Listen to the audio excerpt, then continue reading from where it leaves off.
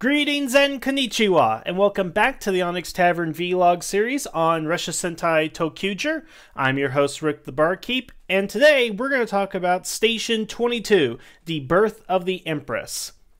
Now I have to say, after being subjected to the whole Akira saga and what's going on in the comedy episodes and all this, sidestepping of what actually should be the plot, we actually get to the plot in this episode, and it's really good. It's got a lot of things that we've kind of built up to, a lot of things we're going to lay the groundwork for as we continue on, and this episode was really just action-packed, which I know should not be the main thing we're looking for, but frankly, it was a lot of fun to go ahead and watch. So, what all happened in this episode?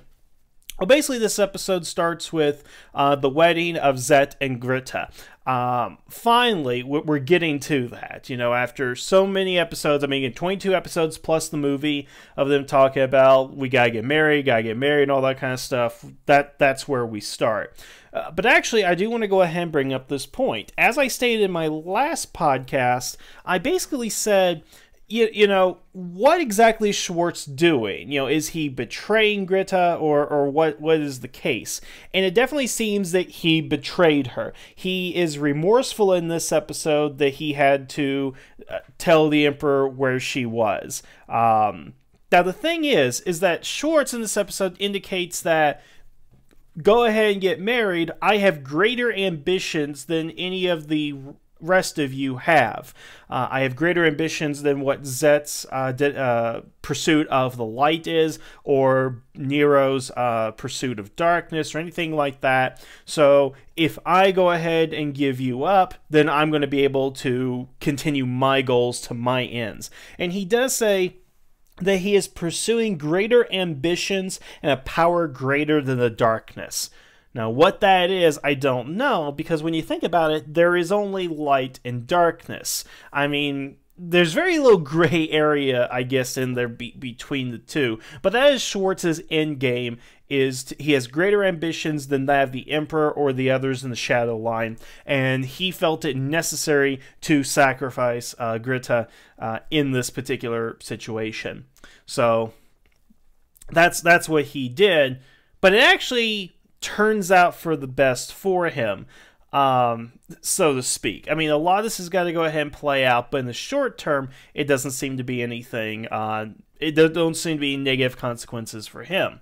So we get to the wedding, and the plan that Madame had this entire time is that Greta actually has the ability to absorb basically whoever she's engaged to. And what that ultimately results in, and I can't believe I'm saying this, but she eats the Emperor. Yes, in her wedding, she eats Zet. Kind of interesting. I did not see that one coming. And the episode basically says, yeah, she ate him and she's gaining his power, making her now the Empress of Darkness. Which I find odd because they never actually got married, so there's no actual title. But since she's the most powerful, I guess that's where I guess she has to be the Empress at this point. So yeah, Zed is gone. I'm hoping he's going to go ahead and return here. Obviously, I've seen some promos for the ToQger after special that they have, which might have him in it. So whether or not he's actually going to show up in the rest of the series, or if he's going to appear in the after series movie, who knows at this point. But yeah, she ate him, and that's two things came to mind when I saw that. One is the obvious reference to the praying mantis. So yeah, everybody knows that the females eat their males after they mate and stuff and all that good stuff. But I also wonder about the message that it's sending, because, and maybe I'm stretching this too far, but Greta is basically an obese woman, if you think about the way that her body is designed, and, again, she's female and all that kind of stuff. And she's able to solve her problem of getting married to the Emperor by eating him. to me, on some level, that's saying that you can resolve your issues by eating them. I don't know if that's right or if, again, that's what's intended, but I just kind of got that feeling from this whole situation. It's like, eating to solve your problems. I don't know if that's something they want to go ahead and promote. But again, I may be stretching too far into this. I mean, hey, if people can say The Shining is about Stanley Kubrick, you know, faking the moon landing and everything, then I can say this about that. So, and what happens with Greta is kind of interesting, is not only does she go along with this and she eats him, but her personality also seems to change a little bit, because she's always been this meek, cowardly individual. She's afraid of the Emperor, which she, of course, gained confidence throughout the season, but now that she has devoured him and gained his power, she seems a little bit more ruthless, a little bit more powerful, and, you know, she's becoming a different character, it seems. I hope this is something that's kind of followed through as we continue, and it's going to be interesting to see what ramifications this has on her. So again, all the stuff with the villains was pretty good, but let's talk about what the ToQger were doing this entire time and how this actually ties in. So, again, from last episode, I'm glad there were these connections that Mio remembered the festival, and they actually said, there's a festival, it's about starlight, that's what I remember, so let's look for a festival that is about starlight, basically, or about the stars. And I'm like, that's exactly what you should be doing. This is like the first smart thing you ToQger have been doing since the series began. So what they're going to go ahead and do is find a festival somewhere in Japan, by the coastline, mind you, because they actually remember that detail as well, in which there's a festival yearly regarding starlight. Brilliant. I love it, because that's exactly what they should be doing. Although I am taking points away for the fact that instead of doing the logical thing and, you know, looking on the internet, they went and got like every magazine they could of festivals around the country. It's 2014 in this series. We've established that. Use the internet. And if you don't have it on the Rainbow Line, go to the library.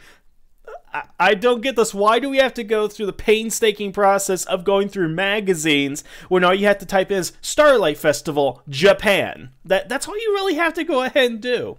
But again, these are the same brain trusts that got arrested and never had their background even checked, or they even thought, maybe if we look in the database, we might find ourselves. Who knows? So yeah, that is not brought up whatsoever.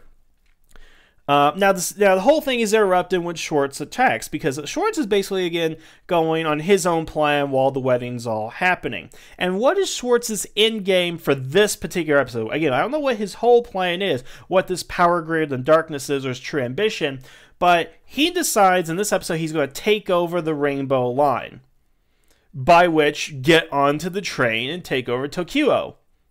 And how does he do that? Because we've established in the past before that you can't get onto the train unless you have a Rainbow Pass, even though that has been violated for the sake of convenience in one episode and not violated when it would make sense in other episodes. Nonetheless, guess how you get onto the Rainbow Line without a pass? All you do is shoot and destroy the turnstile. It's as simple as that. Because the crows actually blast it with their Tommy guns and are able to get on the train. Why? So many questions. Because, again, we have to believe the villains can see the Rainbow Line in the first place. Now, why can you see the Rainbow Line? Because you need imagination, right? So adults don't have imagination, but adult creatures of darkness and crows, who we don't even know what they really are, just a creature of darkness, can see the Rainbow Line to the point that they can actually shoot the turnstile and get on it. That's, I mean, again, how many times have we had issues where a ToQger could not get on the Rainbow Line? All they had to do was blast the damn turnstile and they could have got on.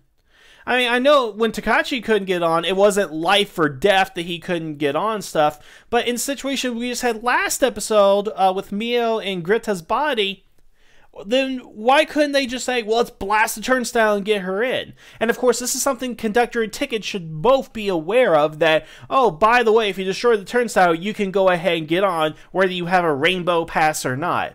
It's so amazing that you can get through that entire security procedure by just destroying the turnstile. And again, so Schwartz and them are able to get on, and the battle, the interesting thing is he decides to fight the ToQger in the ToQ-O. So it's basically ToQ-O and Greta's Zord, which is a pretty cool train, which kind of looks like the villain from Gokaiger, and then the Diesel-O and the Bill Dio. So it's a four-way Zord battle. Now, it's actually impressive, but I'm going to have to admit, it's not as impressive as Clash of the Megazords from Turbo. That was impressive, but it's still fun, and the third act is pretty much dominated by this four-way Zord battle, basically. Or, excuse me, 2-on-2. It's tag team, like in the new Mortal Kombat.